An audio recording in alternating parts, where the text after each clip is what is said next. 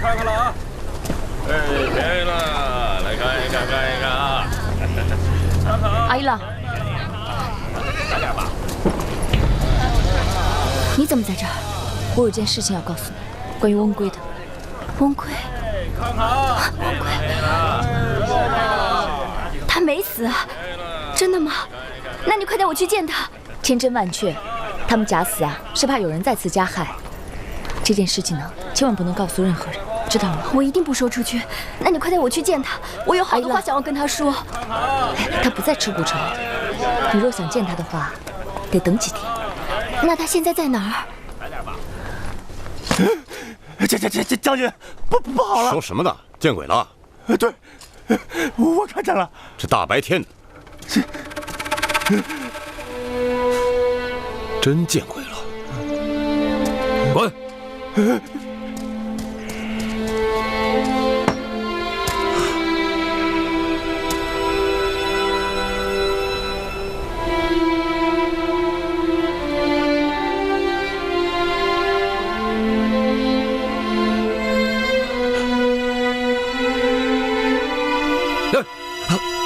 摸够了没？殿下，没死，我就知道你没死。去，装什么未卜先知？你怎么知道我没死？直觉，咱们一起在战场上出生入死这么久都没事，一把火就能把你烧死，我才不信呢！哎呀，我这好不容易死里逃生出来，你说你也不请我坐着说话啊？好。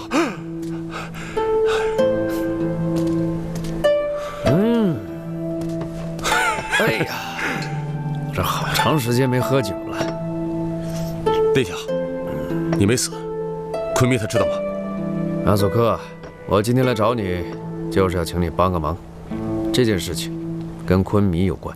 殿下尽管说，安索克能做到的，一定去做。好，丑话说在前面，我虽然是死里逃生，可我是畏罪潜逃，眼下我还是乌孙的逃犯。可是我要你帮我做的这件事情，是率领你的部队随我一道杀回赤谷城。殿下可有昆迷的符印？废话，有符印我还找你？我不跟你说了我是逃犯吗？可是没有符印，我怎么调兵啊？安索克，你这带兵在外，赤谷城里发生的事情，你知道吗？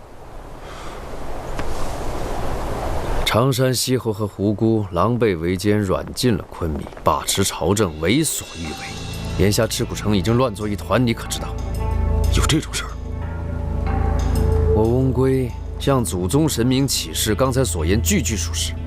安索克，昆迷眼下重伤在身，所以无法与这些奸臣抗衡，所以我更需要你带领你的军队跟我一道铲奸除逆，救出昆迷。殿下，我手下的这些将士，个个都是跟你出生入死拼出来的，只要你一句话，他们全跟着走。可是没有符印，咱们出师无名啊！如果让奸臣挑衅，那咱们可是反叛的死罪啊！这用得着你提醒？你忘了我怎么成逃犯的了？殿下，你身为昆迷的弟弟，我又是一个带兵的大将，擅自调兵。这次起义要是失败，若要被定罪的话，可是人头不保啊！你说的没错，一旦失败，安索克，我与你一道人头不保。可是，一旦成功，你可是协助昆迷夺回王位的大功臣。在乌孙，你可要青史留名了。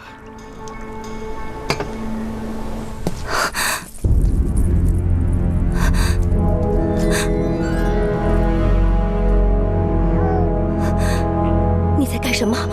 听说夫人昨晚去见了昆迷。昆明病重，我去看自己的丈夫怎么不行？跟你有什么关系？当然跟我有关系。现在是非常时期，任何人都不能亲近昆迷。我说的任何人也包括夫人你，听得懂吗？啊？把孩子还给我，我再也不去了。我当然会把孩子还给你。但是有件事儿我要提醒夫人，你身上流着的可是匈奴人的血。这个我当然没有忘。很好。我还想请问夫人，如果昆弥病好之后，你打算怎么办？他是乌孙的昆弥，我只不过是代为协政。等他病好了，王位还是要还给他的。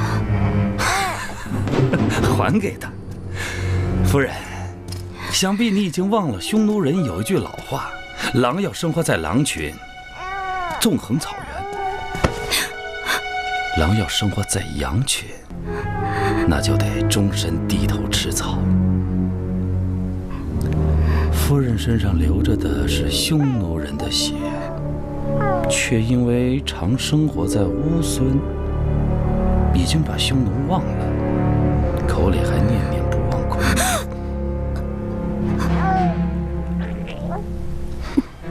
夫人，今天这个局面，我得来的好辛苦，你还让我把王位让出去啊？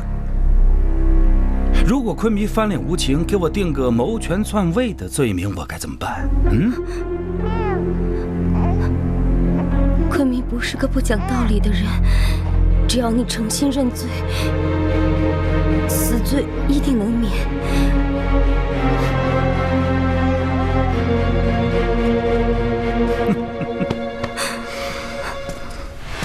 把孩子还给我！你刚刚答应我的。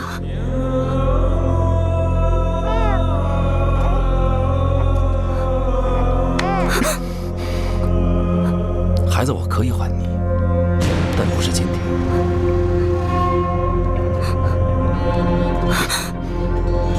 他可是王储，是乌孙未来的王储，放在你这儿，我实在不放心。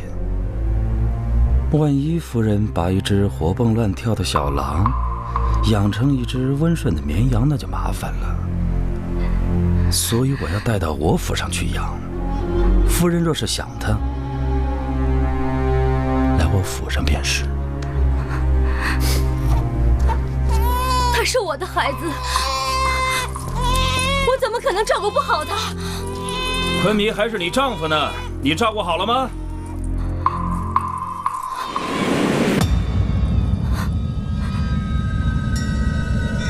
翁归去找右大将搬救兵，已不知道怎么样了。他空口无凭，右大将能信他吗？哎呀，公主你就放心吧，翁归口才那么好，再说他的身份摆着呢，右大将不会不信的。怎么了？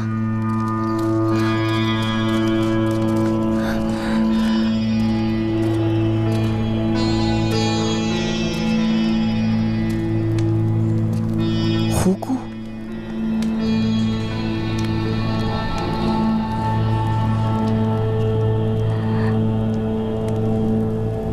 乌孙的祖先们，请你们保佑昆弥，让他早日康复，早日获得健康的躯体，早日让他明白我对他的一片真心。希望你们保佑乌孙未来的希望。我和昆弥的儿子，你让他平安长大，成为草原上最伟大的昆弥。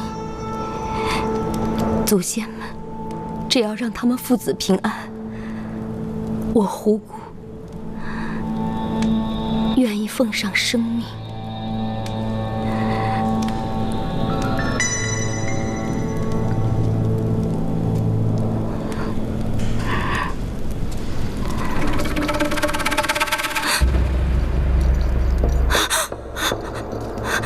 你干嘛老是缠着我呀？现在是白天，你尽可好好看看我，是人还是鬼？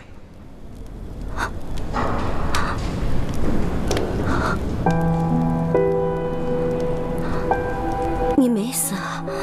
让你失望了吧？那个尸首，阿彩是为了救我才被火烧死的。那你既然没死，干嘛躲躲藏藏、装神弄鬼的？这次，我想躲在暗处，好好的看一看，谁才是我真正的敌人？敌人？你是说我？过去也许是吧，可现在你我是同一条战线的人，你的朋友已经变成你的敌人，敌人的敌人就是我的朋友。我没空听你说这些。你没死的事情我不会跟别人说的，赶紧离开赤谷城，别让我再见到你。常山西侯跟你亮明身份了吗？冯辽，你告诉他，常山到底是谁？常山西侯其实是匈奴人，他有一个称号叫做同仆都尉。他游走西域36国，专门执行绝密任务。你都知道？我也是刚知道的。虎姑，你虽然是匈奴人，但我相信你对昆弥的感情是真的。你我都是女人，也都有过一个孩子，我相信你会为了你的孩子不顾一切，对吗？那又能怎么样？昆弥被软禁在宫中，我的孩子在常山手里。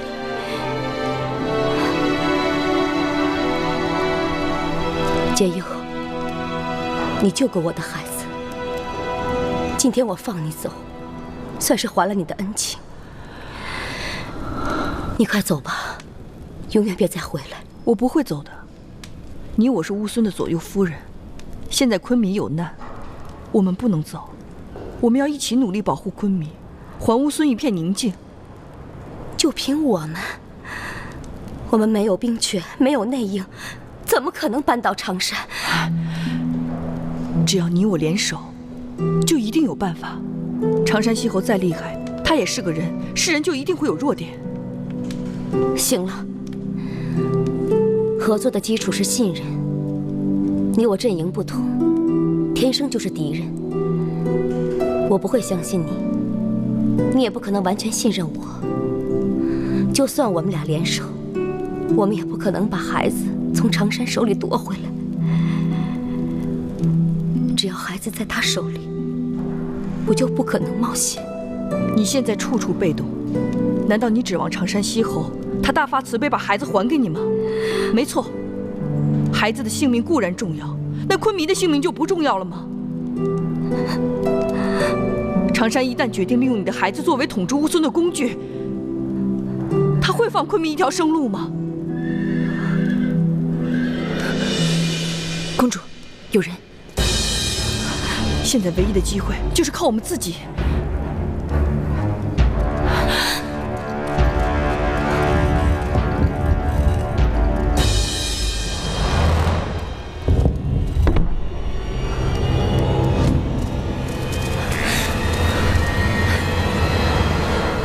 哎呀，我说公主啊，你长点心行不行？胡姑什么人啊？什么话都跟他说，你就没有想过他跟常山西侯是一伙的？你说的对，他一直都是我们的敌人。要以前我肯定不会相信他，可是现在他是我们唯一的希望。如果没有他，我们根本扳不倒常山。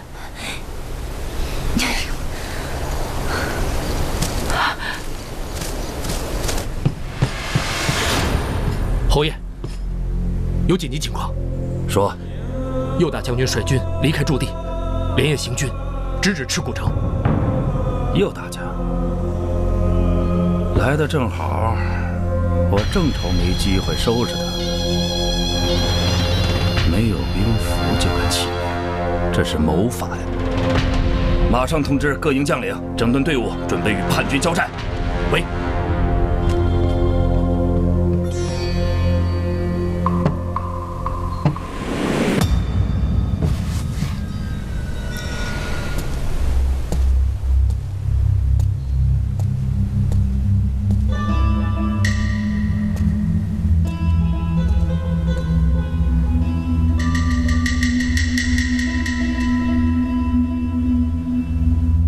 我的侍女呢？侯爷有令，您的那些侍女年纪太大，怕侍候不好夫人，因此再为夫人选派一批新人，这2天就会来服侍夫人。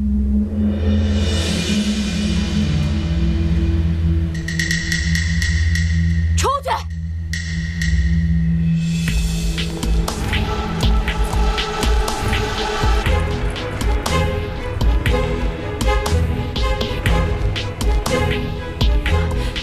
唯一的机会就是靠我们自己。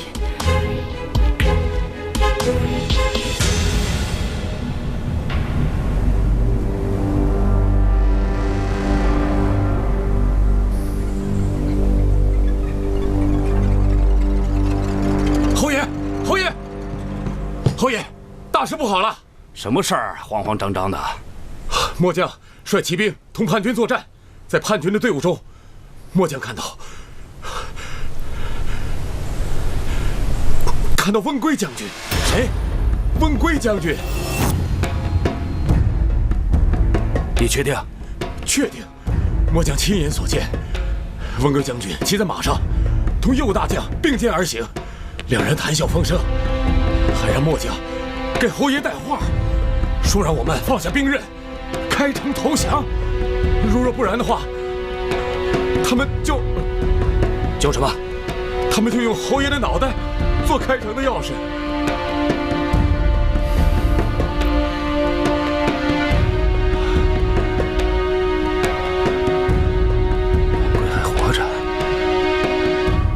文圭还活着。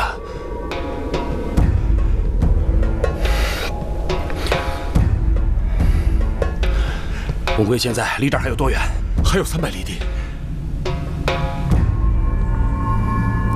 传我口令，所有守军紧急戒备，严防死守，绝对不可开战。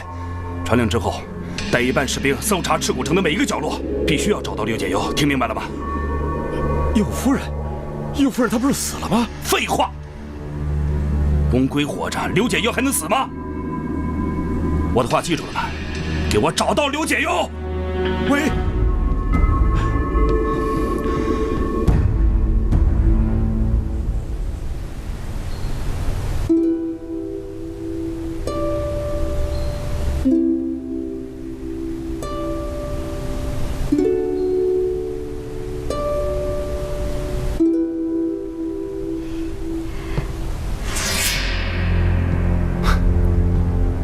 哥，你怎么来了？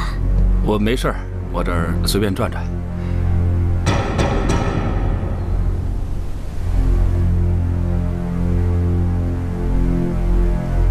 有事儿吗？哦，没什么事儿。艾拉，最近你听说什么没有？我刚刚听说一喜讯。喜讯？啊，说温圭没死，跟右大将正在来赤谷城的路上。温圭没死啊？我刚听说的呀。我手下的人看见了，这还能有假？这温圭既然没死，那刘解忧应该也在赤谷城。你见过没？没见过。要是我见到他了，我一定告诉你。好，忙吧，没事啊，忙吧。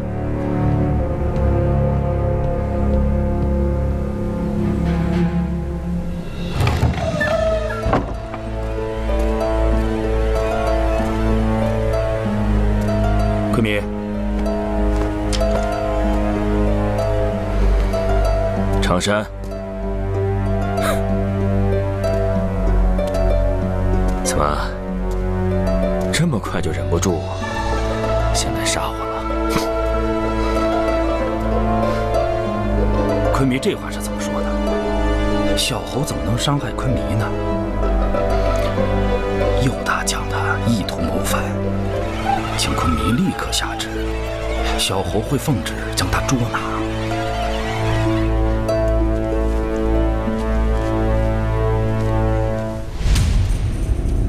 那右大将他做了什么呢？他没有得到昆明旨意，就率军攻打赤谷城。哦，不过昆明放心，小侯一定把他抓回来，让昆明治罪。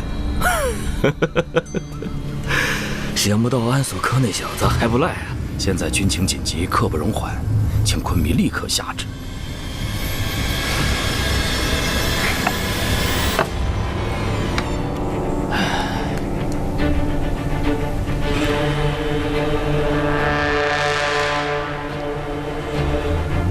长山啊，你知道你这么做叫什么吗？逼宫。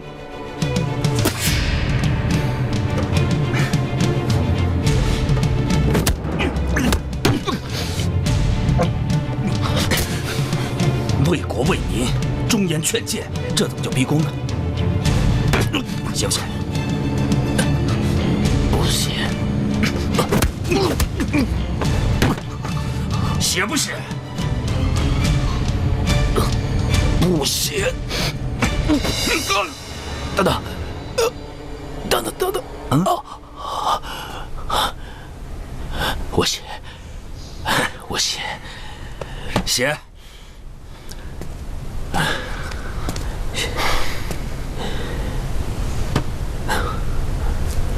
右大将练兵有方，忠心为国，功在千秋。我让你下旨，对你是有一份敬意，没关系，这旨你可以不下，无所谓。别忘了，你的符印在我手里，我想怎么写我就怎么写。常山，你也别忘了，右大将他骁勇善战，你不是他对手。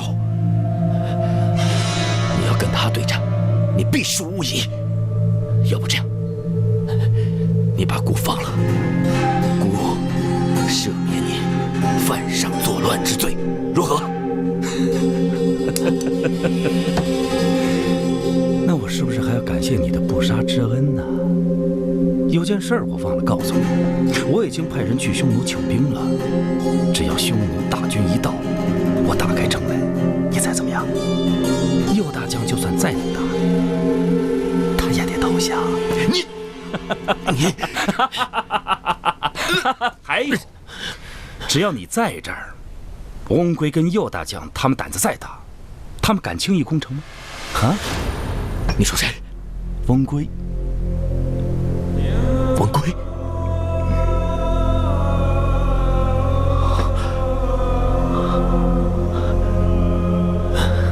你以为你挟持了我，他们就不敢攻城了吗？我告诉你，常山，乌孙子民只听我一个人的。你若让他们知道你挟持了我，那后果如何，你自己心里清楚。昆明不说，倒是提醒我了。乌孙现在大部分官员都偏向匈奴，只有几个不识时务的家伙还梦想着大汉。我告诉你，我会慢慢的一个个将他们除掉。到那个时候，大权在握，你觉得我还会在乎乌孙的子民吗？昆明既然说了，我也不能轻视。看来第一个拿来开刀的还是右大将吧。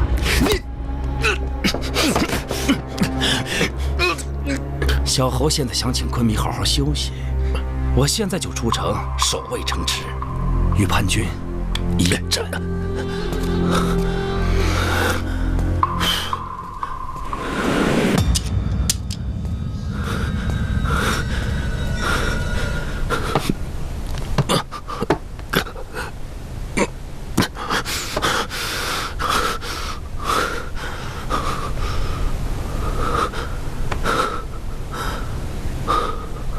翁归若没事，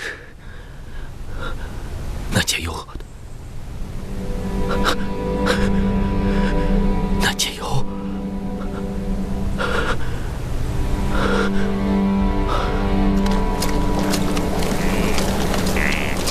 安索克，此处离赤谷城还有100多里，你命令部队连夜急进军，明天天亮之前应该就能赶到。部队交给你带，我先走一步，记住，到了赤谷城先不要行动，等我的消息。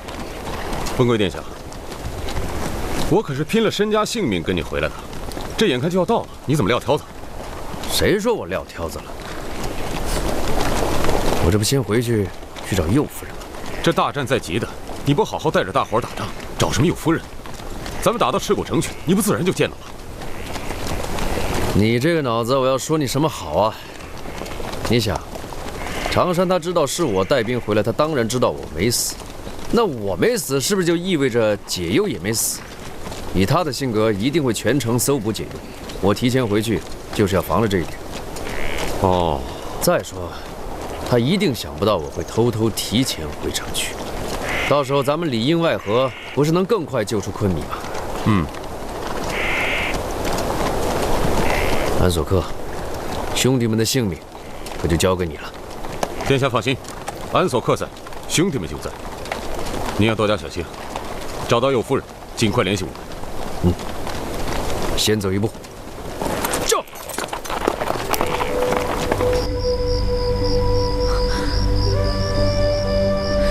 那边好像有人。解忧，什么人在叫？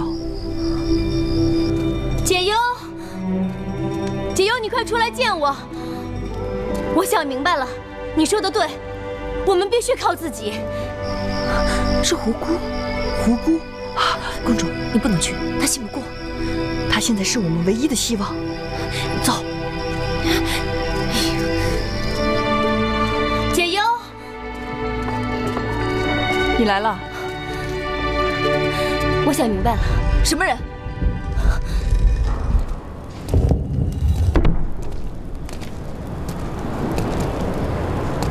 胡姑，是我请她来的，要扳倒长山，只能依靠胡姑了。我和解忧已经见过一面了，解忧说的对，现在乌孙一片混乱，昆明又被长山软禁，想要解决问题，必须靠我们自己。我现在想到一个办法，或许能扳倒长山。动手！不行，我不同意，太冒险了，一步走错，全盘皆输。我要是想抓你们，现在就抓了，何必骗你们去宫里呢？就按胡姑说的做吧，虽然简单，但是有效。可是公主，嘘。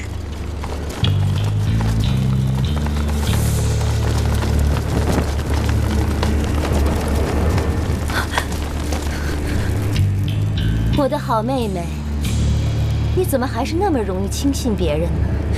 你个骗子！闭嘴！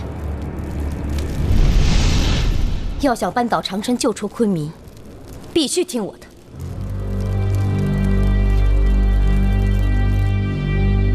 长山侯爷，右大将已率领戍边部队抵达赤谷城外，声称侯爷要交出昆弥，还说侯爷软禁了昆弥，把持朝政，居心不轨。请问这是怎么回事啊？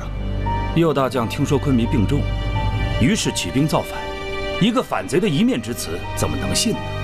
我还没问你呢，那里翁归没死，跟这帮反贼在一起，还是这帮叛军的首领，这事儿你不会不知道吧？翁归将军没死。对呀，确实，我也有所耳闻。长山西侯，请不要转移话题。昆弥现在到底在哪？出了这么大的事，昆弥病得再重，也应该出来给个说法。就算昆弥不在，那代他摄政的左夫人在哪儿？我在此。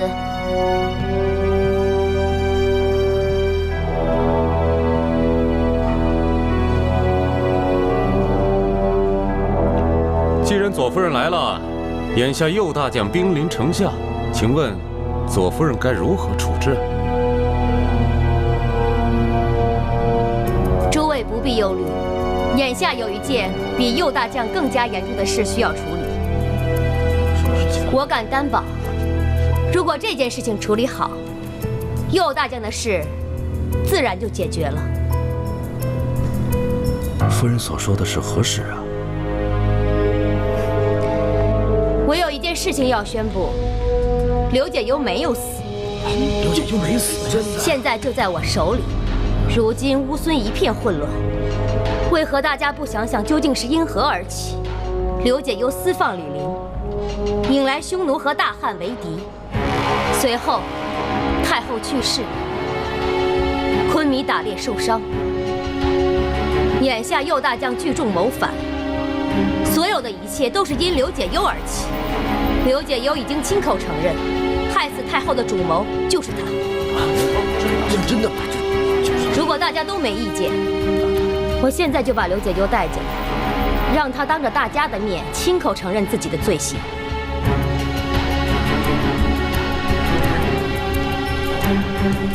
我把刘解忧交给你，你把儿子还给我。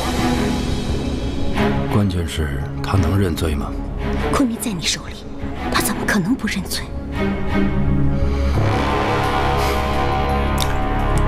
诸位，既然刘解忧没死，他也肯认罪，那我们不妨把他请上殿来，看看他说什么。怎么样？对，好，把他请上殿，叫他来吧。没错。带刘解忧。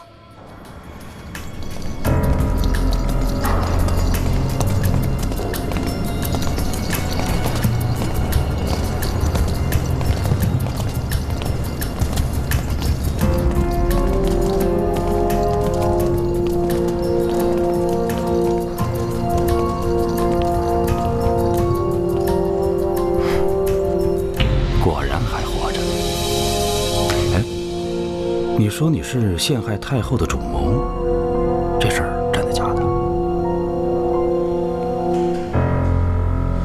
太后确实因我而死，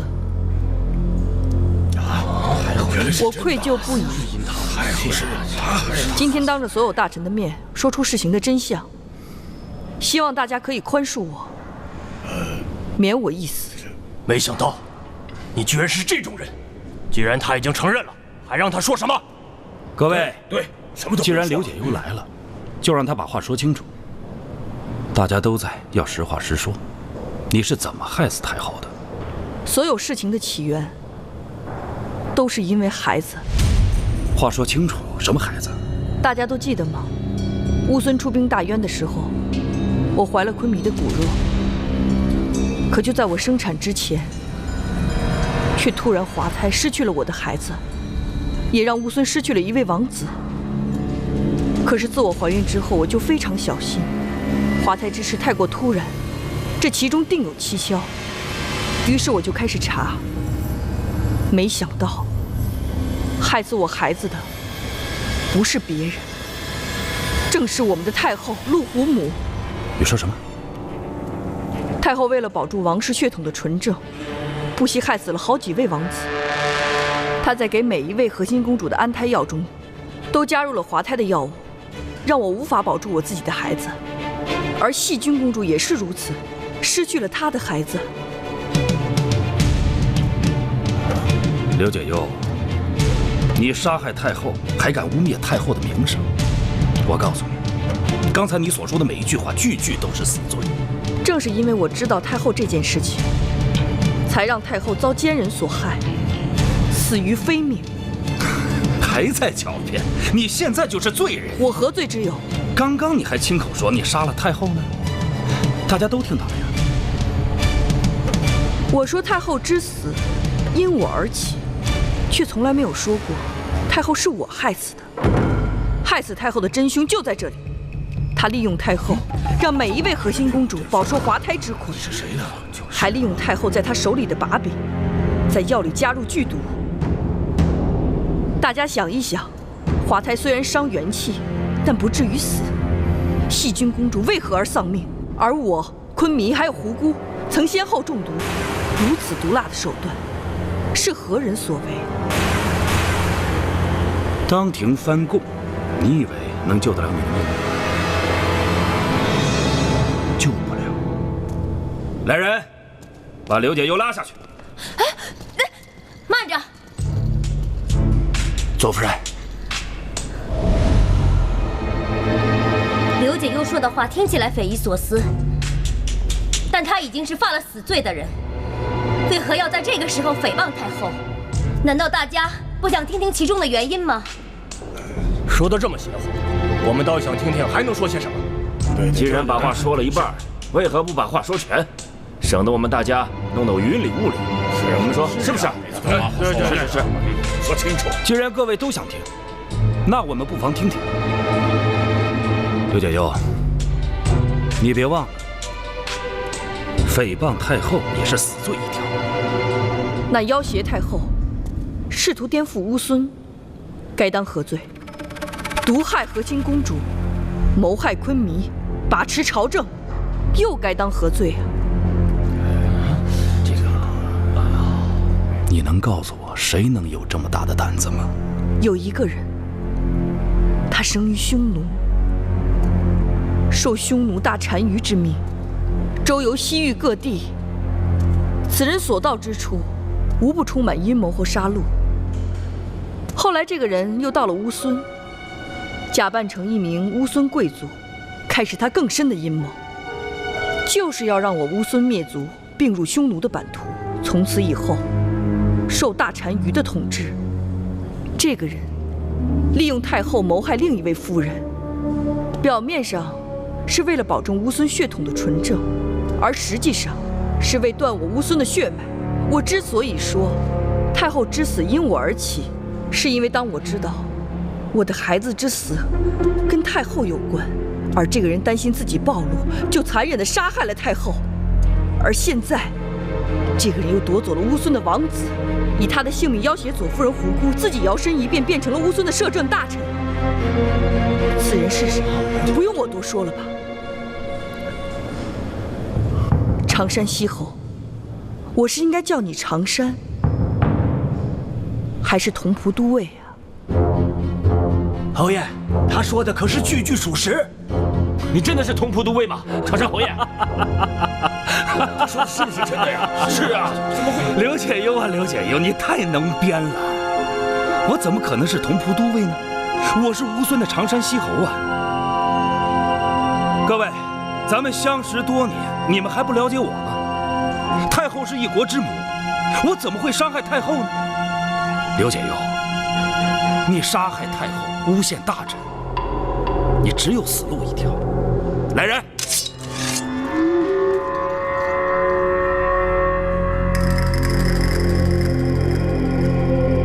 同蒲都尉，我还没有说完，我还有一个重要的人证。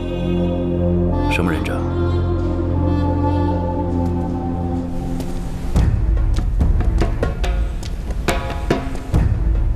皇兄，皇兄，皇兄，皇兄，你还好吗？五龟，你果然没死。走，我带你出去。慢点，慢点。站住！放开昆明！把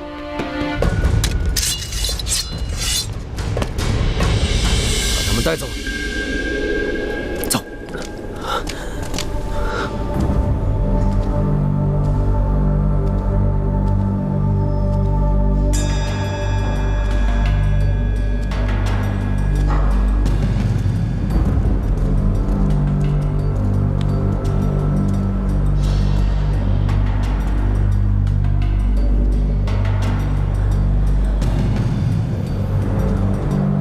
纳赫雅，不用害怕，今天所有人都在这里，把你想说的话都说出来。你告诉大家，太后到底是怎么死的？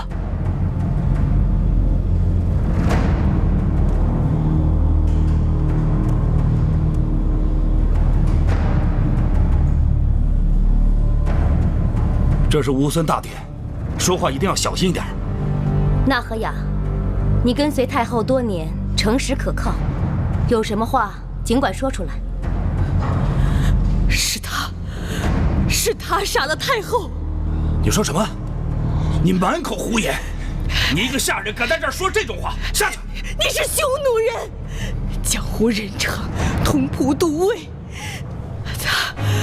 他多年前就来过乌孙，他为了隐藏身份，不敢抛头露面。他秘密来到宫里找太后。我记得那个时候是列焦弥去世的时候。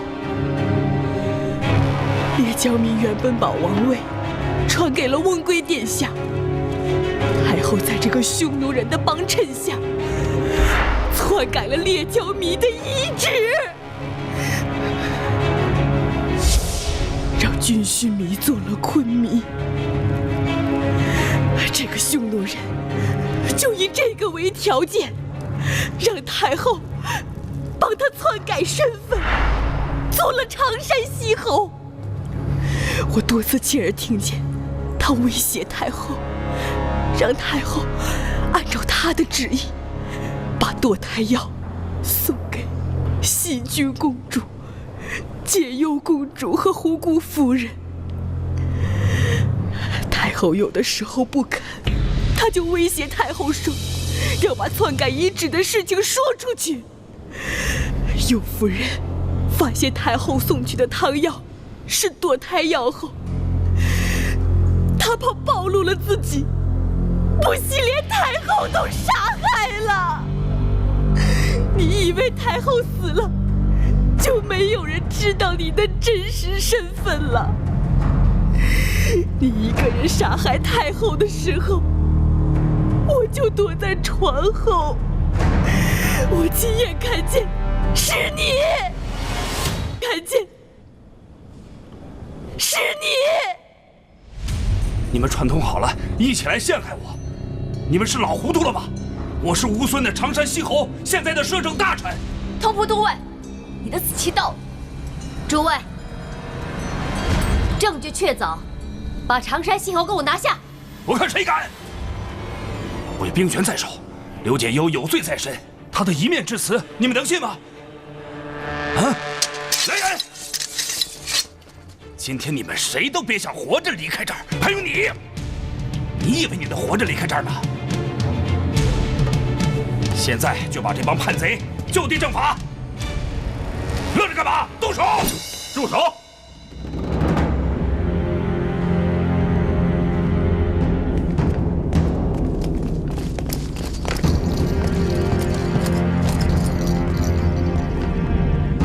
都起来！都起来！常山，还不速速伏法！昆明，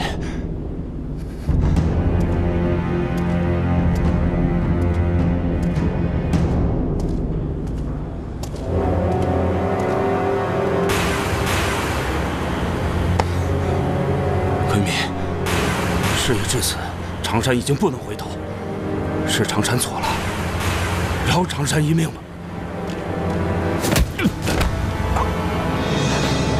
昆明，常山只求一死。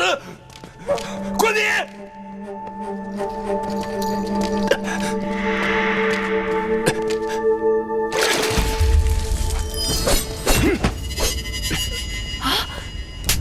常山，把刀放下。昆明，常山，原来你一直把刀藏在这里，看来你是早有预谋啊！没想到吧？放下刀，放下刀，我还有活路吗？当然没有，但是我可以让你死得有尊严。今天我要走不出大殿，我就会先杀了你弟弟。好啊，要杀我便杀，有种就来啊！我知道你嘴硬，但是我也知道你怕死。你怕你死了以后，你那心爱的小情人会跟着你哥哥一辈子。昆明，我想用一条人命来换你的赦免，怎么样？你把刀放下，你把文贵放了，我们万事好商量。不是他的命，难道文贵的命比你儿子的命还重要吗？常山，你敢动我儿子一根毫毛，我让你死无葬身之地！我死了，我保证你儿子活不了几天。但是你要放了我，只要出了赤谷，我就让他把你儿子带回来。但是鉴于咱俩积怨太深，我还是先挑了你的手筋脚筋吧。刘解忧，要不是因为你是个汉人，乌孙跟匈奴早就该是一家人了。今天我就当着你的面废了他。哥，阿依拉，你把刀放下吧。阿依拉，你来干什么？回去，回去！把孩子给我。左夫人，解忧，小王储很好。阿依拉，我求求你们放了我哥。阿依拉，不要！我求求你们不要把孩子给他，千万不要！我把孩子还给你们，哥，我求求你了，你把刀放下。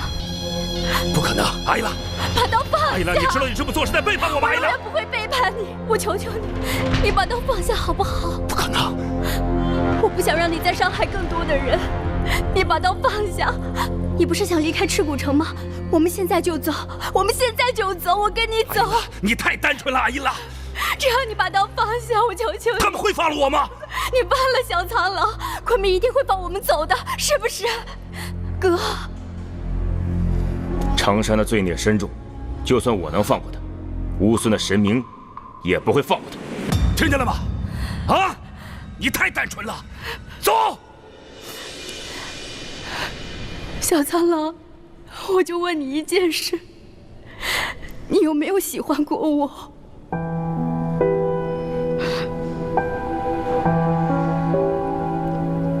阿依拉，对不起，在我心里，我一直当你是妹妹，单纯的家人。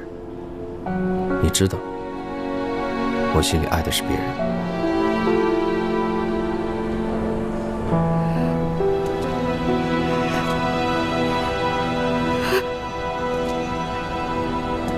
我现在就替你杀了这个混蛋！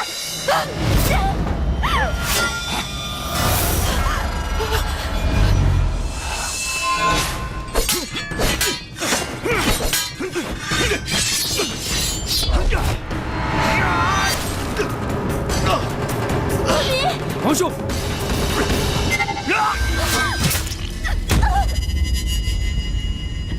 阿依拉，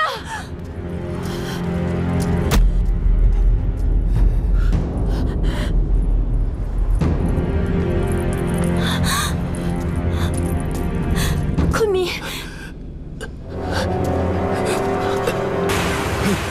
把长山西侯给我拿下！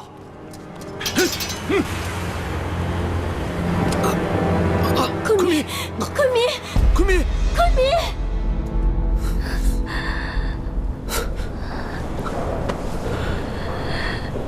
小苍狼，你满意了吧？傻瓜！我不想让我哥哥死。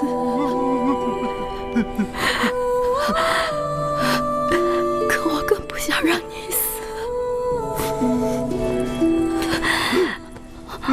我知道你不爱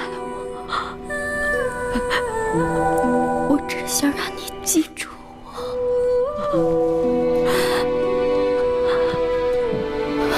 小苍狼，好了。好了。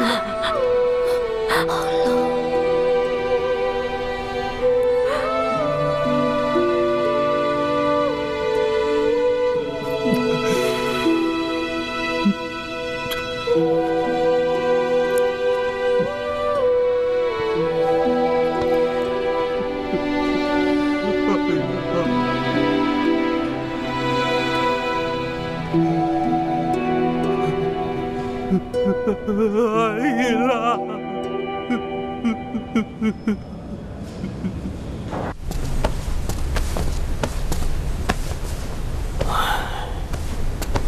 托里泰，有话你就直说吧。昆明，长山该死。昆明所中之毒，刚开始毒性微弱，但是每过一日，毒性便多加一分，进入内脏，无药可治。但是在这段时间里，昆明似乎服用了能中和毒性的解药。什么？姑从未服过什么解药。是我在昆明昏睡的时候给你服下的。原来是右夫人替昆明延缓了毒性发作的时间。要命的是，昆明肋下的刀伤处，刀伤入骨，骨髓流入血液，还是不妙啊。什么不妙？毒素与骨髓融合，血液会逐渐变得粘稠，最终会……小人怕是也无力回天了。小臣该死。王兄他现在身体强壮，你一定要救他，听见没有？你必须要救他。那我还剩多少时间？小臣不敢。说，多则3个月，少则10天。知道了，下去吧。喂，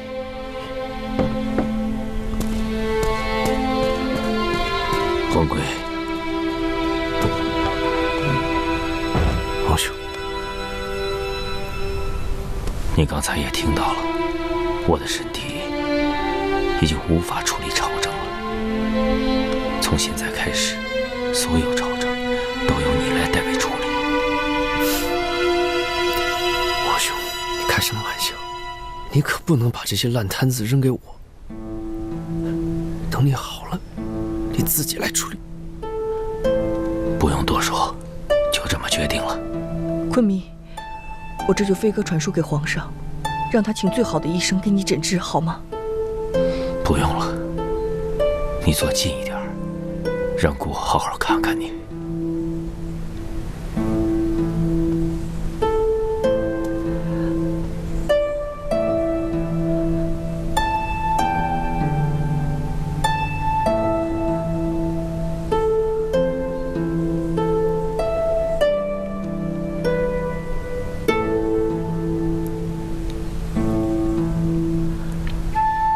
好好养病，一切都会过去。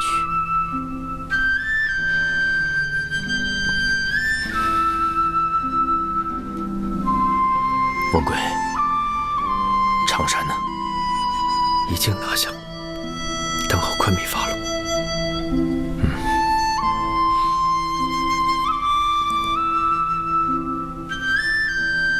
怎么？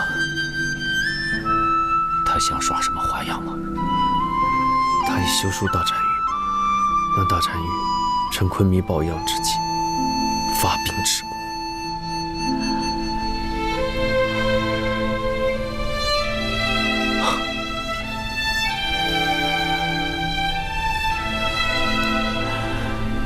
文贵，你怕吗？姑也不怕。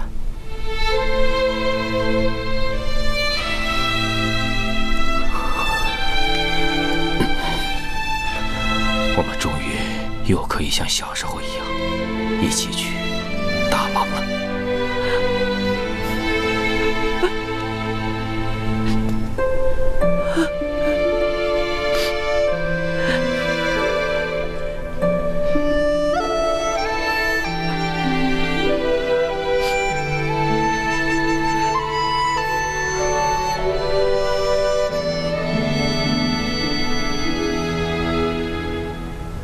昆弥现在病还没有痊愈，你就不应该把常山的话告诉他。以我对常山的了解，这个人诡计多端，他说的话未必是实话。可如果是真的，匈奴大军压境，到时候我想瞒也瞒不住。与其到时候再告诉昆弥，还不如早说，让大家心里都有个准备。殿下，右夫人，殿下，紧急军情。说，斥候飞马来报，匈奴单于派出5万精锐奔袭赤谷城，明日将兵临城下。消息可否属实？千真万确。他们还说，匈奴大军浩浩荡荡，势不可挡。殿下，我们为了救昆弥，把周边的军队全都调回来赤谷城。眼下边境开打，已经没有人能阻挡匈奴了。右大将，匈奴出兵总要有一个说法，知道为什么吗？怎么不说话？是，匈奴人说，殿下仗着昆弥病重，自立为王，祸乱朝政，他们是要替昆弥夺回王位。胡说八道！什么狗屁借口！王兄现在正好好的在后宫休养，到时候他亲自出面澄清，我看他们还有什么借口？他们还知道，右夫人你没死，让我们把你交出去。什么？如若不交，他们绝不退兵，而且破城之日，鸡犬不留。除了右夫人你，他们还让咱们把常山西侯给放了。欺人太甚！匈奴想打我，奉陪到底。愿为父亲随你迎敌。这个时候轻举妄动，岂不正中敌人下怀？建友，匈奴人是铁了心的要你性命。目前的情况下，我唯有开战，让他们看看我们乌孙男儿的血性。安索克，清点赤谷城人马，准备迎战。喂，等等，右大将，我虽不懂军事，敢问赤谷城中还有多少守兵？只有6000人，但我还可以再召集一下。敌人的兵力远胜于我们10倍，如果殊死一战，也许可以保住名节。可是万一要是失败了，这城中有多少妇孺百姓，岂不都成了陪葬？可事到如今，难道还有什么别的办法吗？有，答应他们的条件。你疯了！你刚才没听见吗？他们的条件是要你把我交出去，可以阻止这场战争。解忧，你太天真了。要你只是他们的一个借口，他们的真实目的是发动战争，吞并乌孙。如果把我交出去，依然不能阻止匈奴人的进犯，那我支持你们开城迎敌，奋力搏杀。可是，在这之前，如果有一丝希望，哪怕只有一丝希望，我们也要争取。没有希望，他们要的不单是你的人，还有你的命。不要再说了。安索克，速速派人通知匈奴主帅，我们乌孙的家事轮不着他们掺和。如若不然，我跟他决战到底。雷王，你不必担心了。怎么了，义律？他们投降了？没有。吼吼，他小小的乌孙，难道看不到我大军压境了？他们看见了，却还在加固城防。看样子，他要与我方决一死战。难怪说这乌孙是这西域诸国的异类，竟然敢如此不屑我大匈奴！哼！我看，既然他们不知死活，不如就踏破城门，杀了他们的昆明。哎，哼！义律啊，不要忘了，城中还有我们的胡姑公主。大单于有令，无论如何要保她性命。那你说，如何是好？我想这乌孙，哼，只不过是逞一时之勇。一旦两军交战，看到我军骁勇，他们必然会害怕，开城投降，交出解忧。可是，如果他们死守城门，又该如何是好？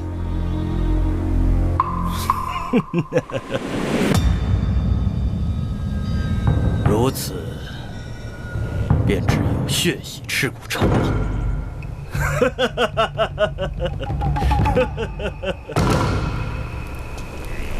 昆明小心啊！王兄，你怎么来了？托利泰，昆明不是让你好好照顾昆明吗？哎，是我让他带我来的。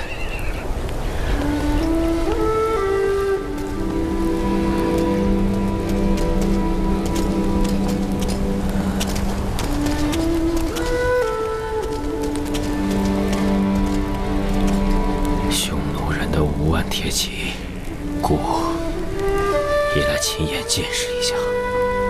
王兄，这里有我们，你就安心养病吧。昆明，就不要再靠前了，当心冷箭。这匈奴军队势大呀，怕是不易抵挡。有什么可怕的？赤骨城城防坚固，再说我们也不是吃草长大的绵羊，匈奴人想杀进来没那么容易。说得好，说得好。王兄，昆明，王兄，昆明，昆明，昆明，王兄。小臣一再叮嘱昆明，体内还有余毒，一定要安心的静养。可是昆明眼下发起了高烧，显然是毒素已侵入了内脏，小臣已经无能为力了。好了，特雷泰，我知道你已经尽力了，把我扶起来。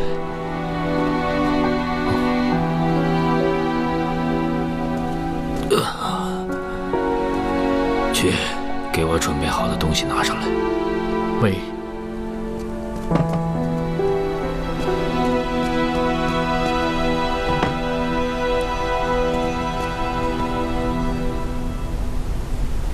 你们先下去吧，我有事情要和文贵、解忧单独说。喂。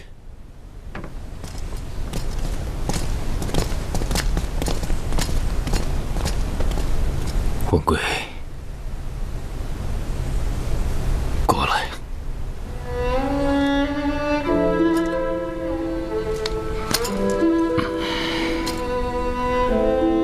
我相信，以你的能力，很快就会击退匈奴。到时候你就是乌孙的昆弥。皇兄，哎，这是我临死前最后的一命。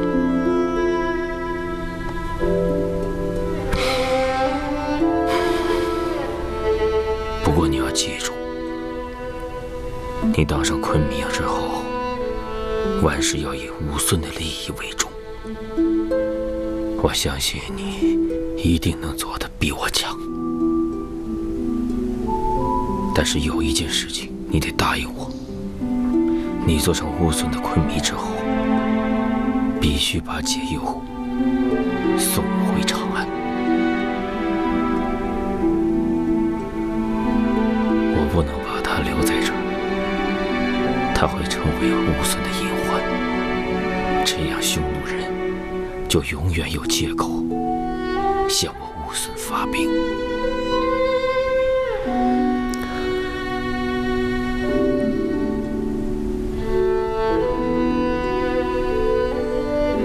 现在该是你做出选择的时候了。你是选择乌孙，还是解忧？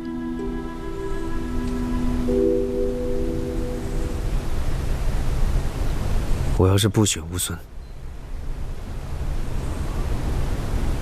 那你就可以带着解忧远走高飞，去过你们想过的生活。你可以娶她为妻，但从此以后，你不可以再管乌孙王庭的事。我会把王位传给胡姑的儿子你。这样的话，我想用不了多久，乌孙就会被匈奴吞并，成为匈奴的傀儡。你希望看到这一天吗？我不希望，我也不希望。我知道这很难做出决定。其实我这一辈子也在家庭和乌孙之间做着两难的选择，因为我不管怎么选，要么就牺牲家庭的利益，要么就牺牲乌孙的利益。可为了制衡匈奴和大汗，我只能选择后者。可是到头来，还是给乌孙带来了灾难，最后还弄得家破人亡，众叛亲离。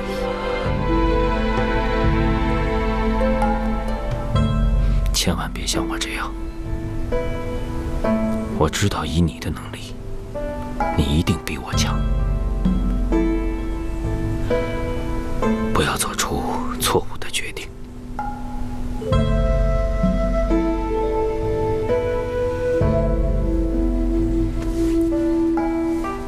无论你怎么选，我都支持你。带着解忧远走高飞吧。大不了我死后，面对乌孙的祖先们，接受他们的责罚。谁叫我们是兄弟呢？我支持你的选择。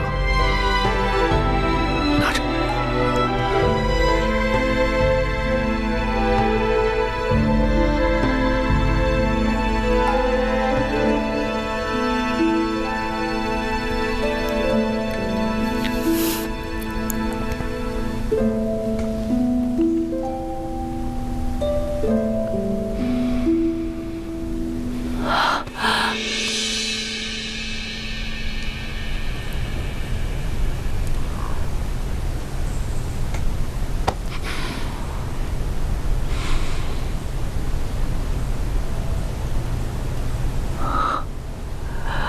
我只是一个女人，怎么可以和乌孙的命运相提并论？相信翁归会做出选择，做出让乌孙满意的选择。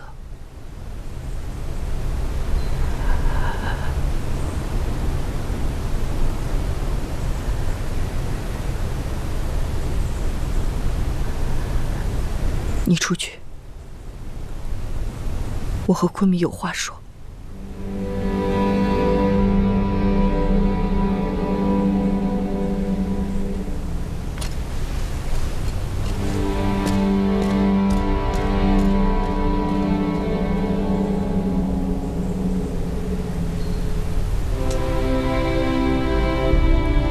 你这么做不会后悔吗？为什么？为什么一定要让我回大汉？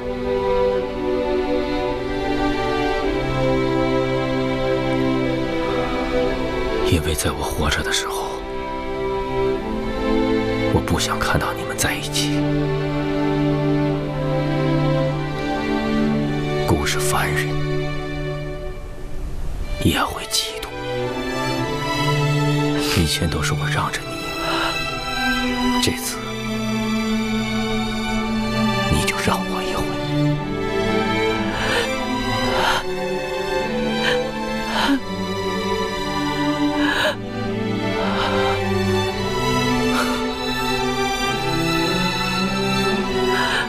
我保证，这是最后一回。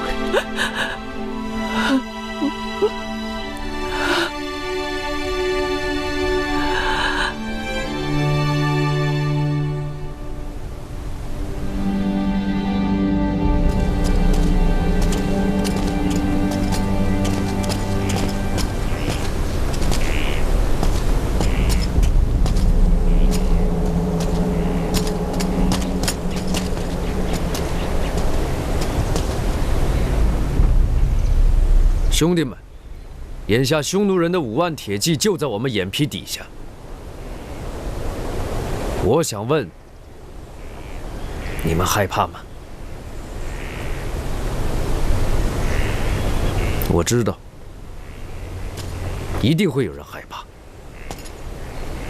这没什么。我也会害怕，我翁归也不想死。可是我们能怎么办呢？开城投降吗？眼下匈奴人已经开出了条件，只要我们答应他们的条件，他们愿意退兵。不能答应他们。匈奴人要我们交出我们的右夫人解忧。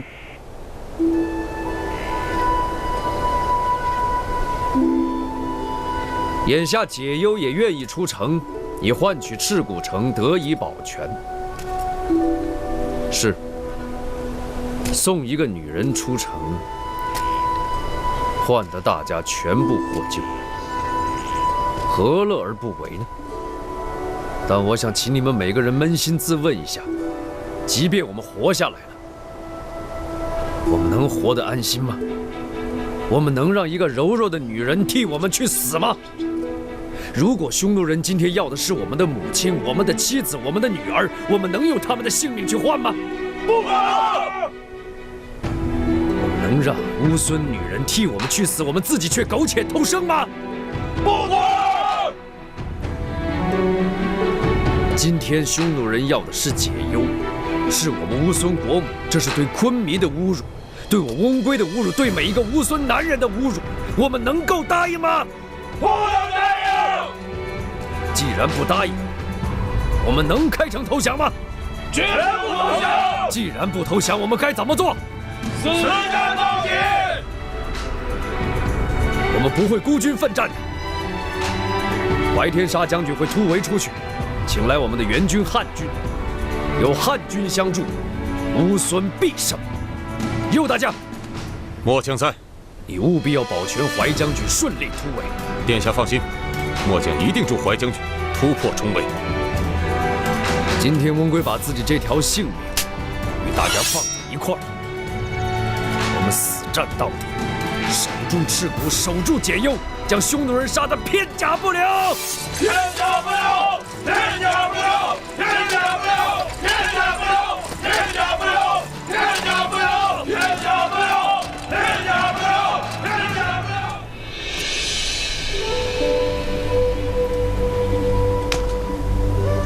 尽在不言中。解忧就交给你了。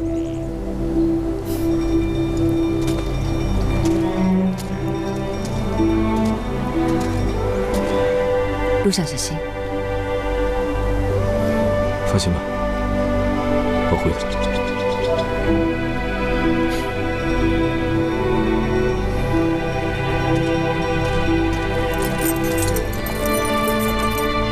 安索克，赤古城生死存亡在此一役，只许成功，不许失败。殿下放心，今天我们就做一件事：奋勇杀敌，誓为乌孙。誓为乌孙！誓为乌孙！誓为乌孙！开城门！誓为乌孙！誓为乌孙！跟我回来！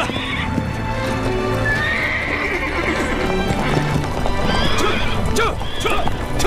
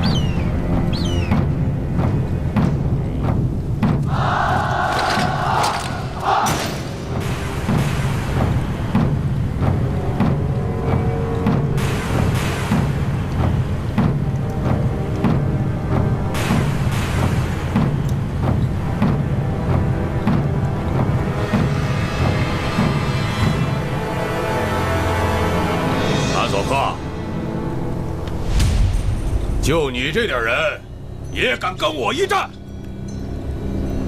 我乌孙男儿，个个以一当十。我念你也是一员猛将，今天就给你个机会，交出解忧，我还你乌孙安宁。不要恋战，尽快突围。等我好消息，拜托。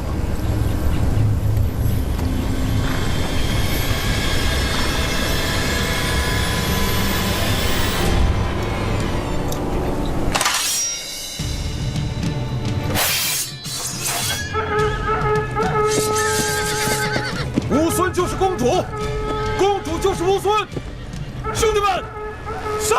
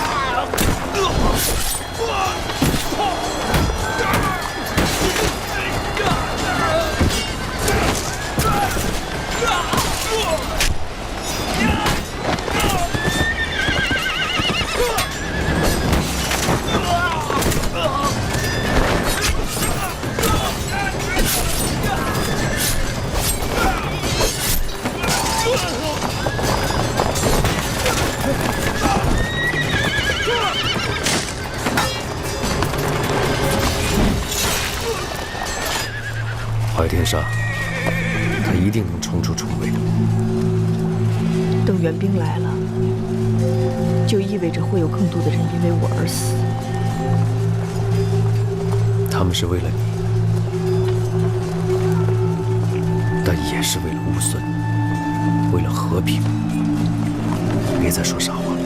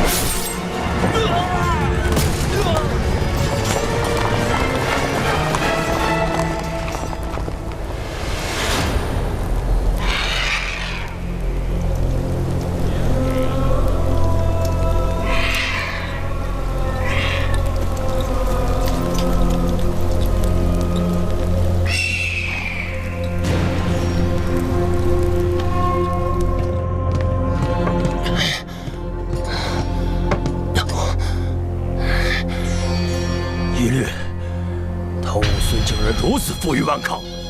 烈王，你不必担心，赤谷城内的守军不过10000人，我看他们坚持不了多久。李律，加紧攻城，逼他们交出解药。我匈奴战士不可长眠于此。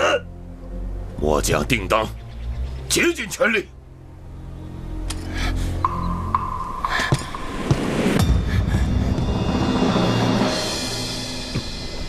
谢谢尤夫人。别谢我，要谢谢解忧公主。再喝一点。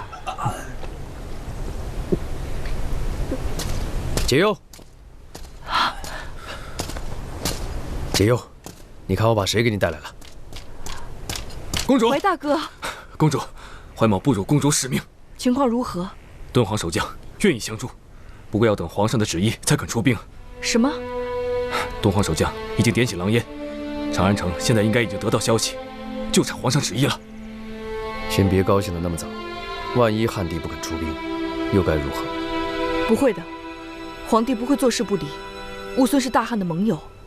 可即便是汉帝答应，汉军到此也不是一朝一夕的事情。汉军一定会来的，你们大家相信我，请大家一定要坚持到那个时候。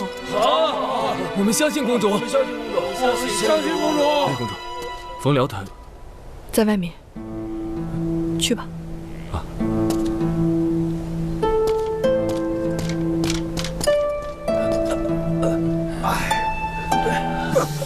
哎，看谁回来了？谁回来了？啊！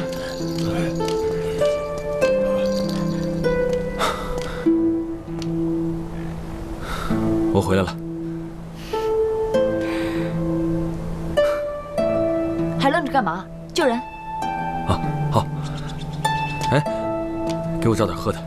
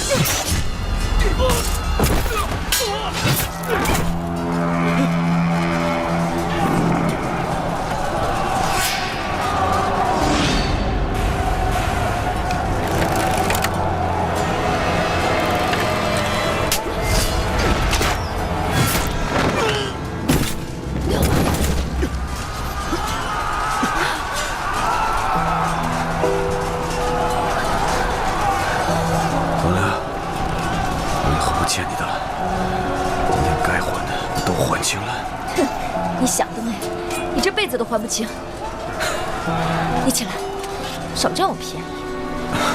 我好累啊！滚！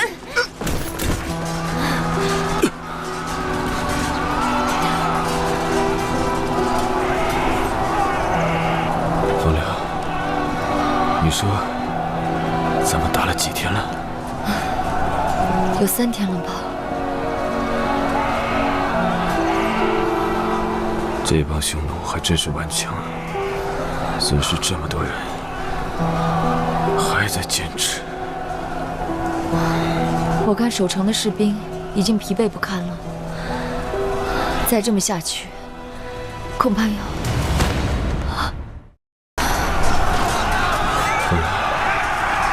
你说咱们打几天了？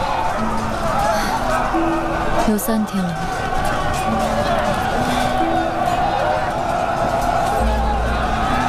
这帮匈奴还真是顽强，损失了这么多人，还在坚持。我看守城的士兵已经疲惫不堪了，如果再这样下去，恐怕要……回天沙，回天沙，怎么了你？受伤了？我们去找医术，走。姑娘，答应我一件事。我答应你保护公主，我知道了。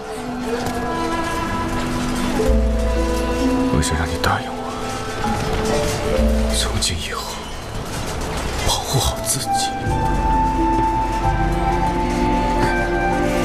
回天沙，你今天吃错药了。平时像个木头一样，今天会说人话了是不是？啊？你答应我。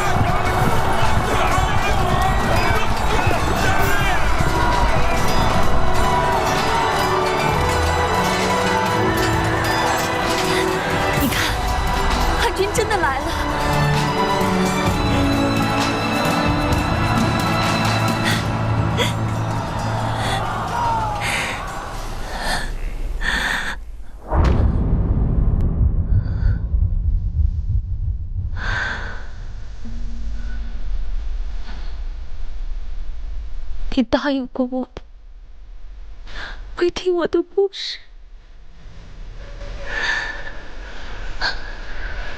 哥哥。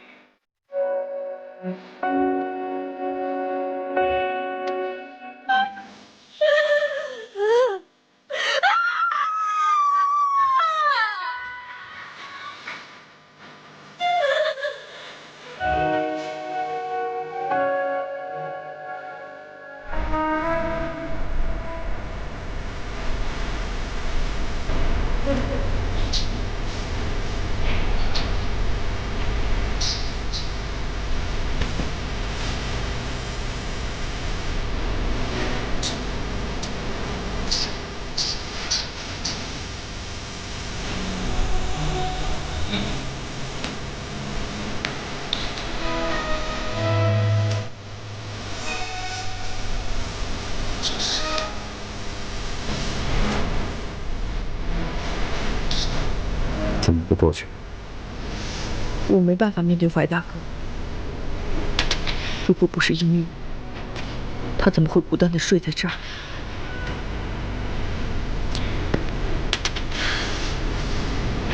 景佑，我知道你难受，坚强一点。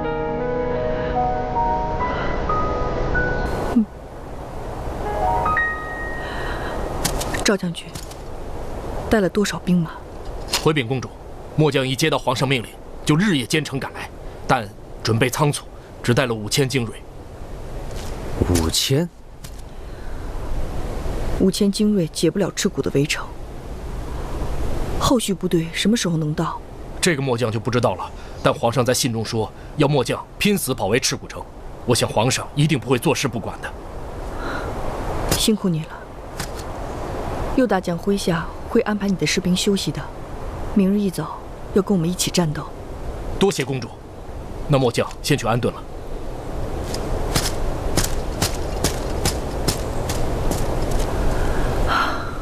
5000人根本不足以击退匈奴人，而且现在城内余粮不足，如果不能一举击败匈奴人，我担心赤谷城撑不了多久了。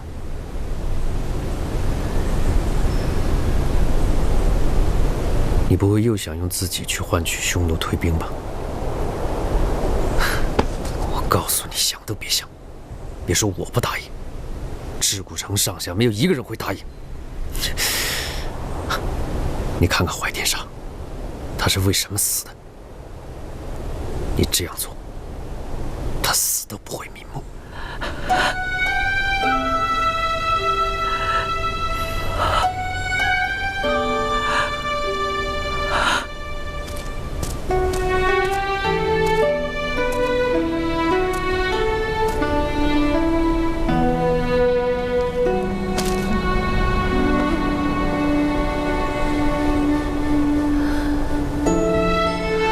公主，这场仗我们一定要赢，不能让怀天杀失望。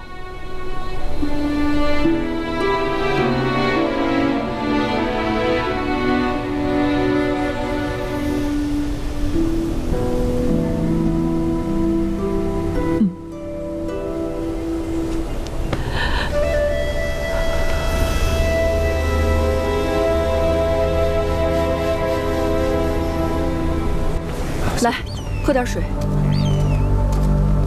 喝点水。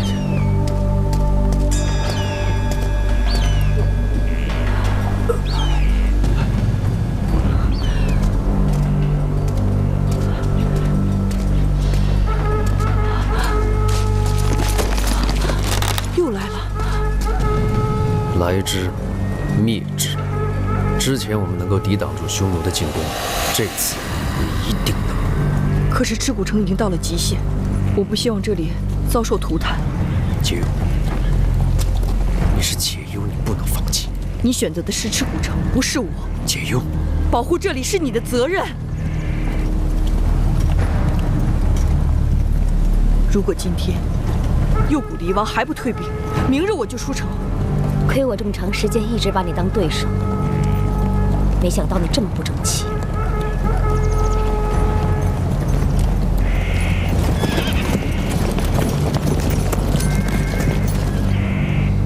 那个就是右谷离王。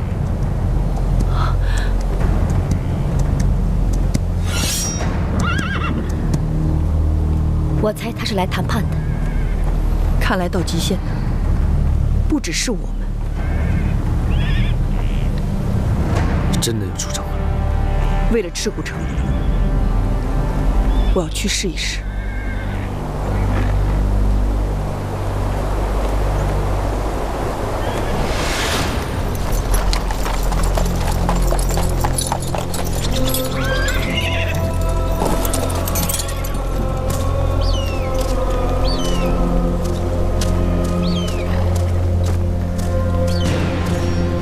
解忧见过王爷。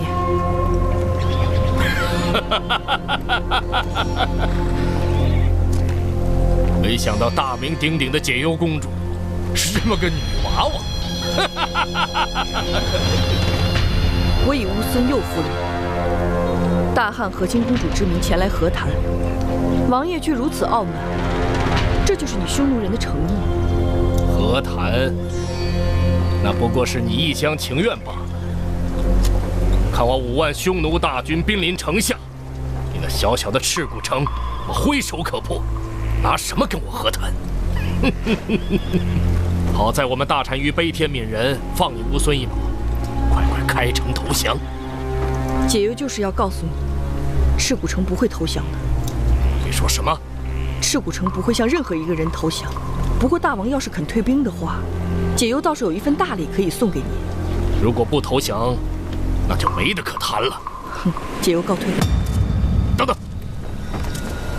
您不是不想和谈吗？本王只是好奇，你要送本王一份什么样的大礼？有可能退兵吗？我领大军至此是为3件事：一，赤谷城投降；二，诛杀谋篡者；三，交出你和常山。做到此3件事，我匈奴大军立刻退兵。王爷的条件解忧明白，只是解忧不知道，王爷攻打赤谷城，你手下的5万精兵还剩几成？小姑娘，你什么意思？本王带兵攻城是折损了些兵将，但对付你那小小的赤谷城还是绰绰有余的。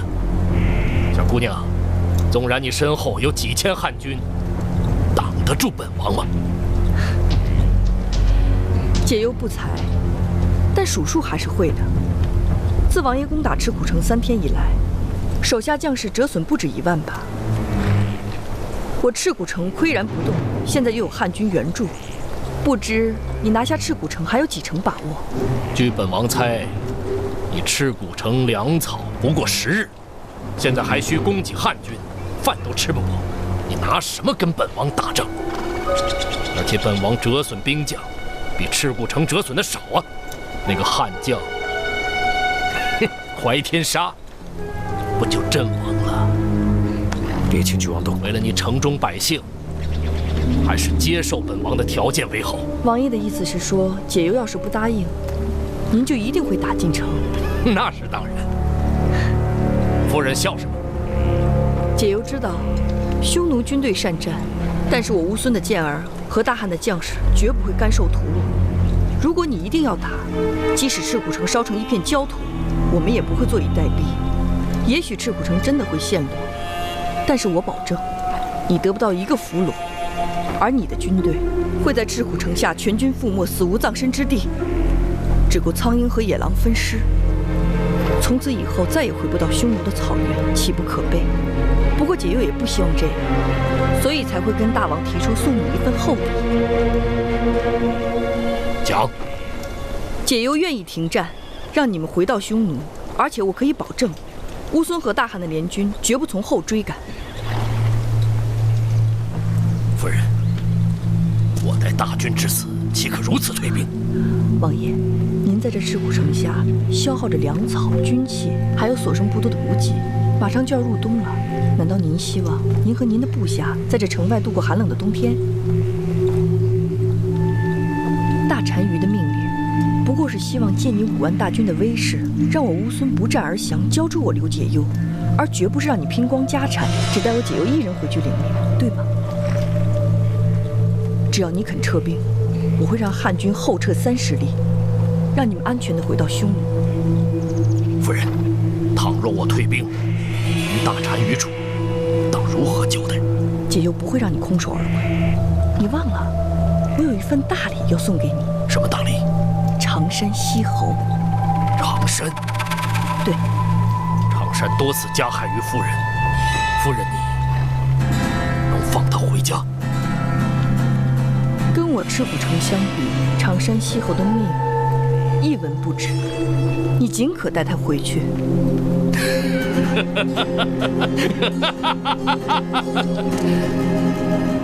好，夫人，你这份大礼，本王收了。王爷深明大义，解忧感激不尽。但是夫人，本王虽然走了，但大单于绝不会善罢甘休。用不了多久，我们匈奴铁骑便会卷土重来。告诉大单于，我解忧就在这赤虎城中，随时恭候。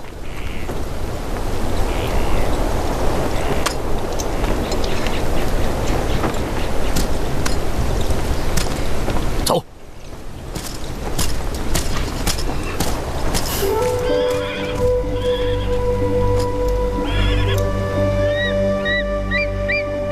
匈奴兵退了！匈奴兵退了！将军，匈奴兵退了！这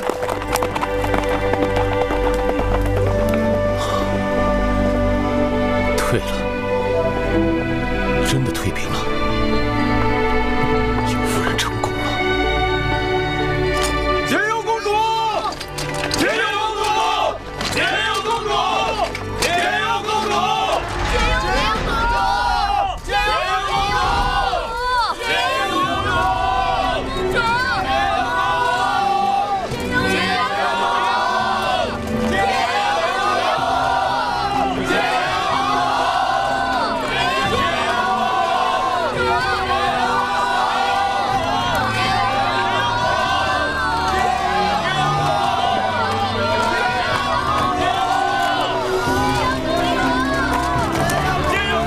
右夫人，殿下，昆明他。皇兄，匈奴退兵了。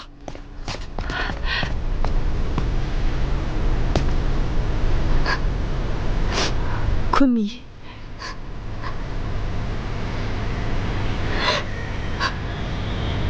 哥，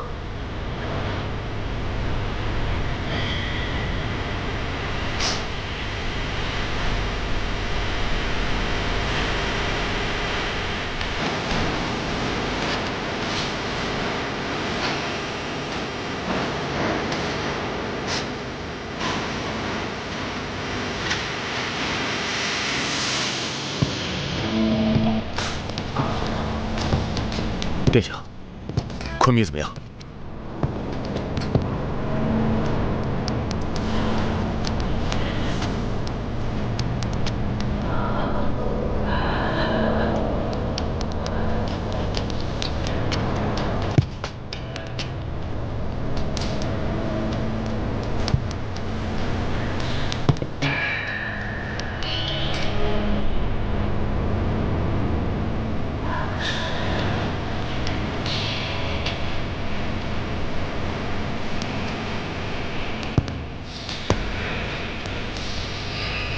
夫人，昆明他。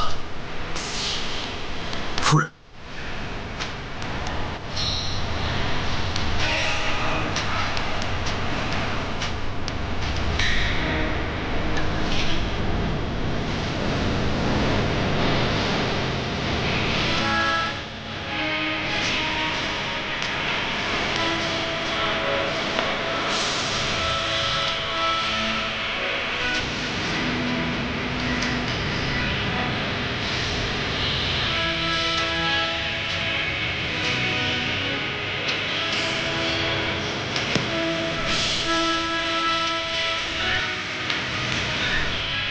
拜见昆明。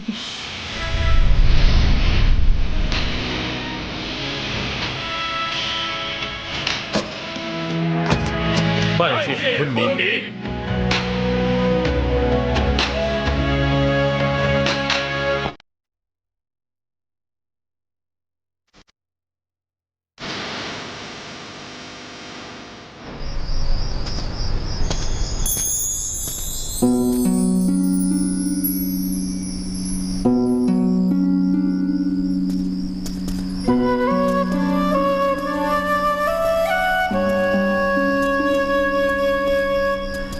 拜见昆明。快起来！昆明这么晚来了，是有何事啊？别叫我昆明，叫我温归就好。我想跟你好好说说话。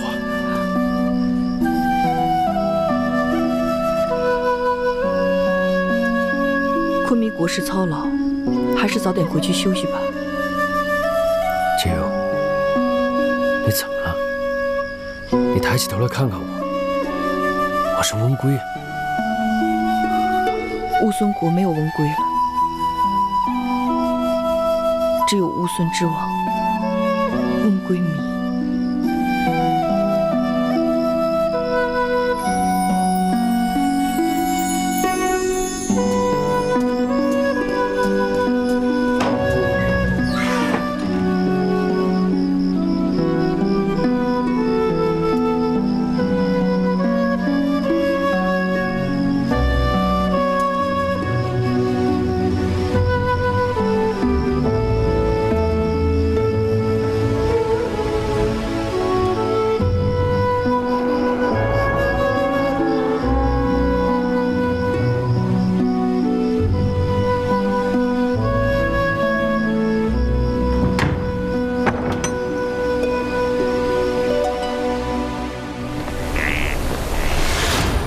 童仆拜见大单于。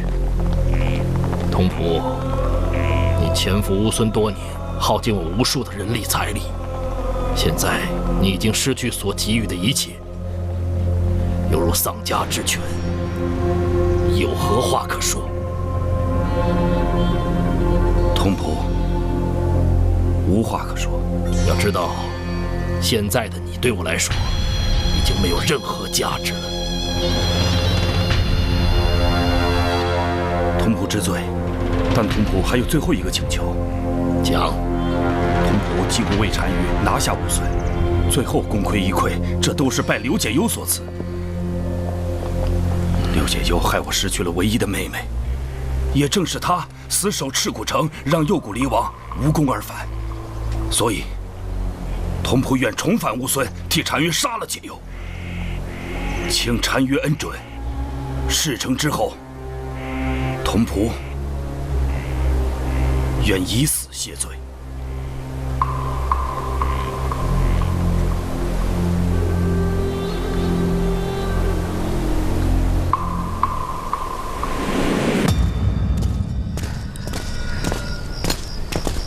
公主，就算要走，又何必走得这么急呢？夜长梦多，既然决定要走，那就今夜走吧。公主，你不想走，你舍不得翁归，你怕你改变主意是不是？这块玉佩，麻烦你帮我转交给翁归。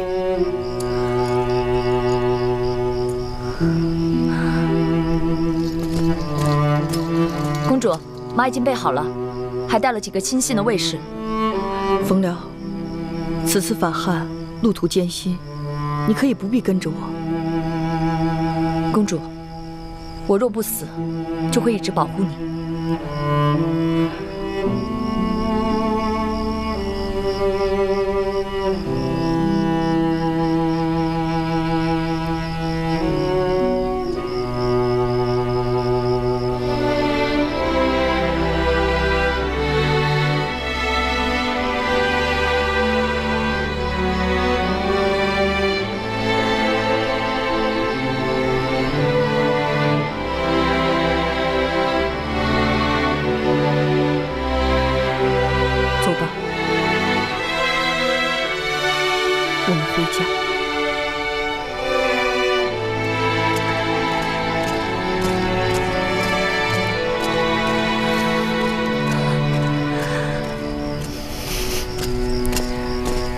西女，帮我跟安索克说一声谢谢他。好，再见，保重。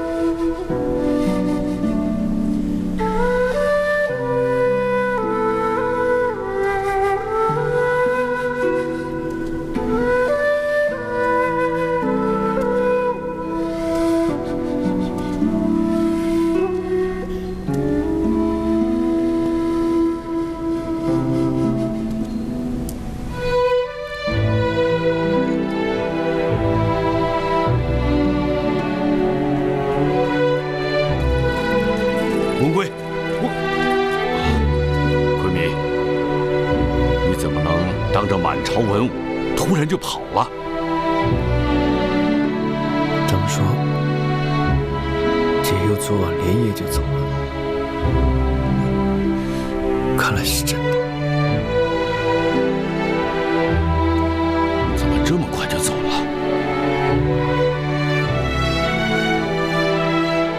也好，他走了，你就可以一心一意的为乌孙。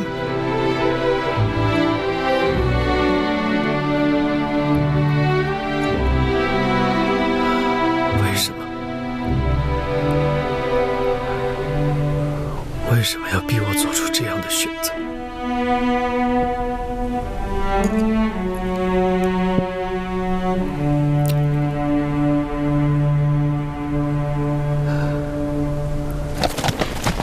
当年我来西域的时候，也是这样的季节，周围的草木和那个时候一模一样。不过来的时候我是向西，现在却是向东。路可以往回走，人生却不能重来。来到西域，后悔了吗？若是后悔，这一生有太多的事情要后悔了。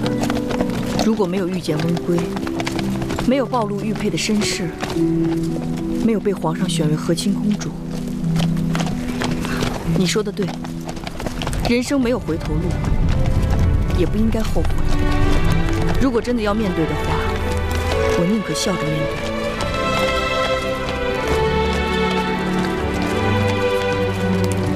唉，这一路只有我们2个人相伴，是不是有点寂寞？寂寞？怎么会呢？有一位绝佳的伴侣正等着我。绝佳伴侣？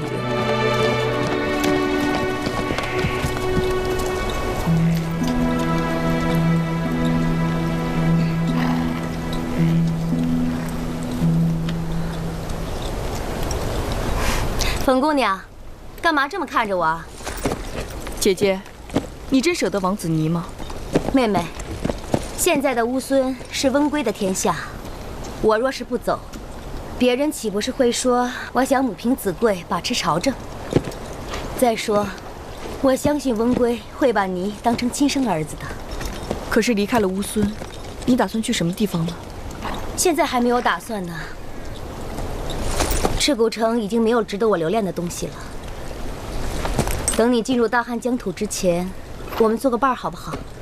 正合我意。不过今天天色已经不早，歇息一晚，明日一早再出发可好？好啊。驾！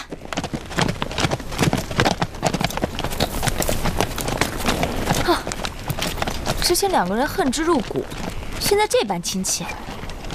哇，女人太可怕了。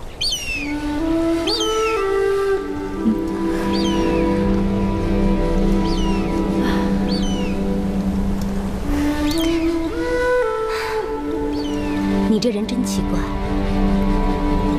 哪里奇怪了？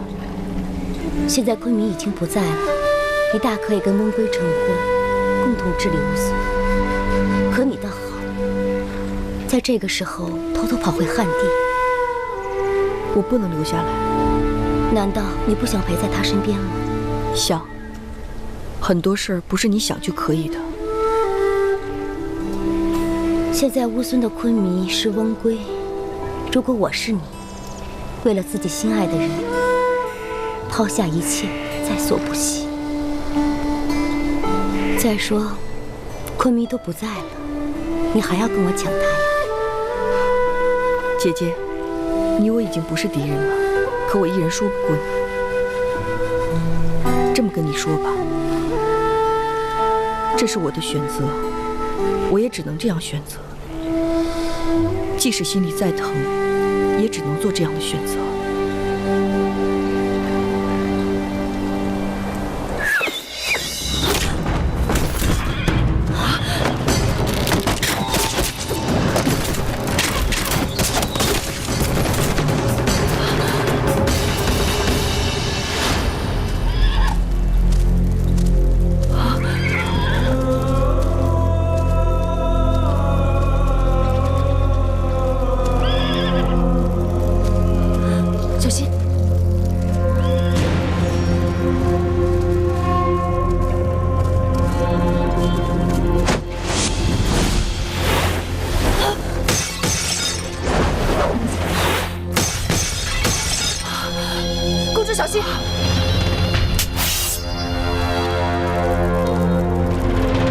没想到我又回来了吧？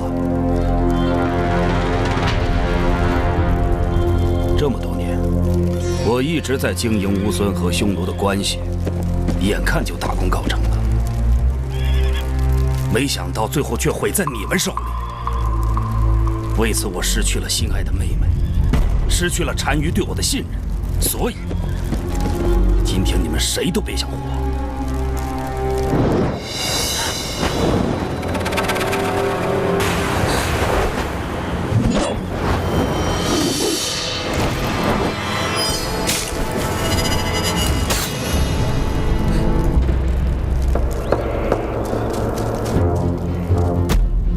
义律，你疯了吧？这是单于的命令，你也敢违抗吗？我义律可以背叛单于，却不允许任何人伤害无辜。好，那我先杀了你。我要替怀天杀报仇。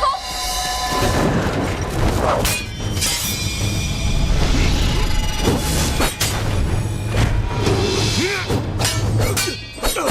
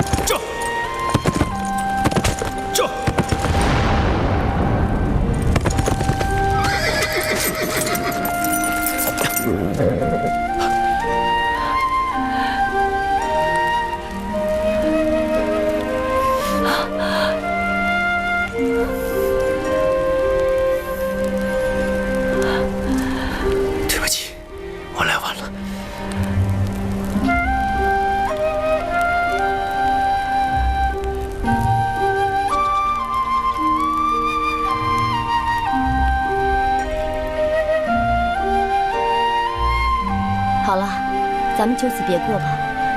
不知姐姐会去何处啊？匈奴我是不会再去了，也许我会去汉地，我还没去过呢，去看看也无妨。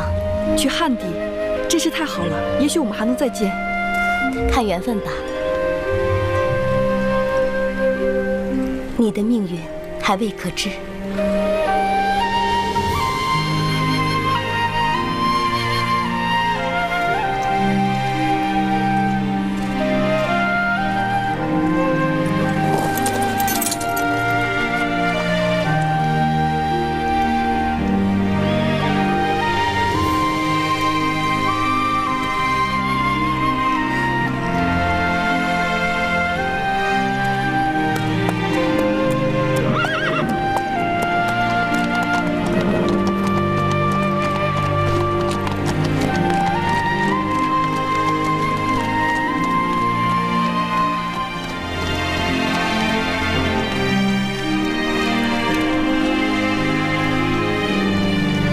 冯辽，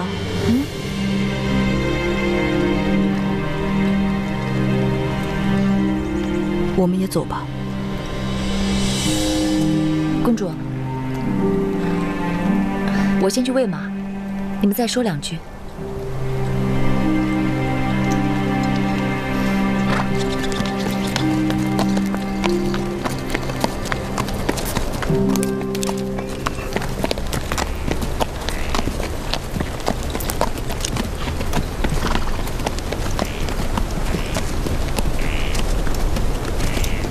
你真的要走吗？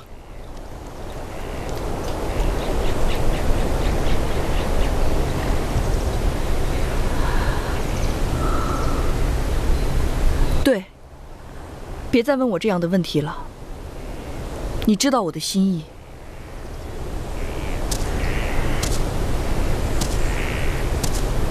那好，那我便不要这乌孙昆弥之位。你疯了？我没疯。相比起这个乌孙昆弥之位，我心爱的女人更需要我。你现在是乌孙的昆弥，不要像孩子一样任性。你走了，乌孙谁来治理？乌孙还有安索克，有大陆，有纳林羽侯，还有很多愿意为乌孙的事操劳的人。可我只要你，我只想跟着我心爱的女人，她到哪儿，我就去哪儿。除了你，我别无所求。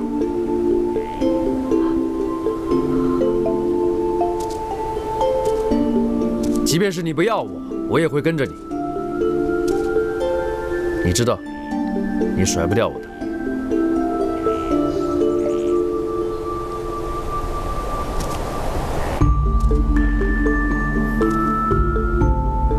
解忧，我只想听你说一句实话。如果我愿意为你放弃一切，你还要赶我走吗？我走得离乌孙越远，我觉得我的心就越来越沉。可是你听我说，你真的不能离开乌孙。对乌孙来说，你是无可替代的。可是对于我来说，你是无可替代的。没有你，整个乌孙对于我毫无生机可言。你舍得把